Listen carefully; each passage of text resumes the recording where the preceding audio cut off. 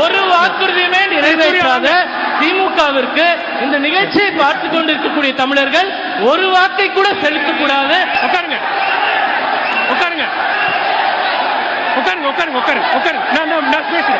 நான் பேசுறேன் இல்ல இல்ல சூர்யா நீங்க சொல்லுங்க.